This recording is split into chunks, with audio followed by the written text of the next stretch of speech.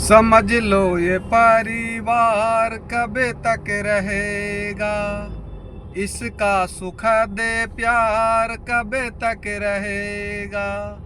जो माना है अधिकार कब तक रहेगा, नहीं समझ पाना महामूढ़ता है।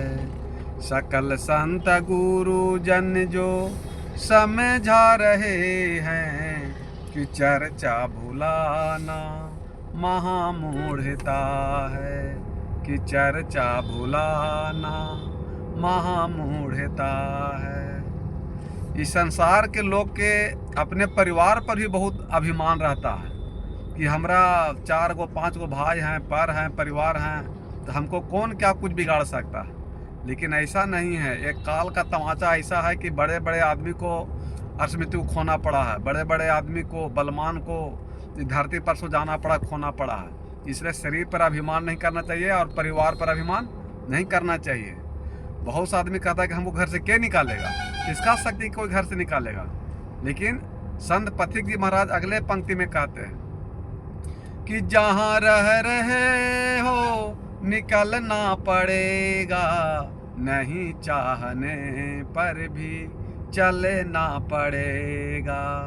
जिसे खोकर भी हाथ मलना पड़ेगा, वहाँ मन फसाना महामूढ़ता है, वहाँ मन फसाना महामूढ़ता है। बड़े भाग्य से मानो नर तन मिला है, निरर्थक बिताना महामूढ़ता है, निरर्थक बिताना महामूढ़ता है।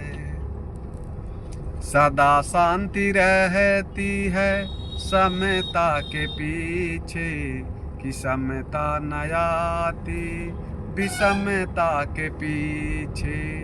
विषमता रहा करती ममता के पीछे, कि ममता बढ़ाना महामूढ़ता है, कि ममता बढ़ाना महामूढ़ता है। बड़े भाग्य से मानव जीवन मिला है, बड़े भाग्य से मानव नर तन मिला है, निरर्थक बिताना महामूढ़ता है, निरर्थक बिताना महामूढ़ता है। मनुष्य का असली जीवन है अपने आत्मा को विषय वासना से मुक्त कर देना। आप गुरु नहीं बनाना चाहते हैं, सत्संग में जाना नहीं चाहते हैं, तो सत्संग में कोई गए भी तो कहते हैं कि गुरु महात्मा तो वहाँ सब चीज़ छोड़ने कहते हैं, सब चीज़ छोड़ने कहते हैं। तो जब तक आप सब चीज़ छोड़िएगा नहीं, सब तक जब से छोड़ते छोड़ते जब सब छूट जाएगा, तो छोड़ने के बाद एक परम तत्व परमात्मा प्राप्त होगा, जिसका चेतन आत्मा राम परमात्मा ईश्वर नाम है। तो सारा विषय वासना छोड़िएगा, तबे वो परम तत्व परमात्मा प्राप्त होंगे।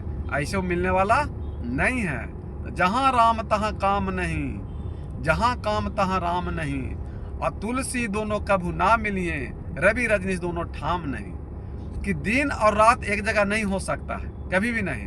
उसी प्रकार राम और काम, विषय वासना, भोग, दारू, ताड़ी, मांस, मछली, मुर्गा, चोरी, बेईमानी, निंदा, शिकायत और राम एक जगह नहीं रह सकते हैं। जब दया, प्रेम, करुणा, परोपकार, क्षमाशील रहेगा, तो वहाँ ईश्वर परमात्मा का वास होगा। और जहाँ अहंकार को घमंड विषय वासना रहेगा, वहाँ काम रहेगा, वहाँ दुख दर्द पीड़ा रहेगा।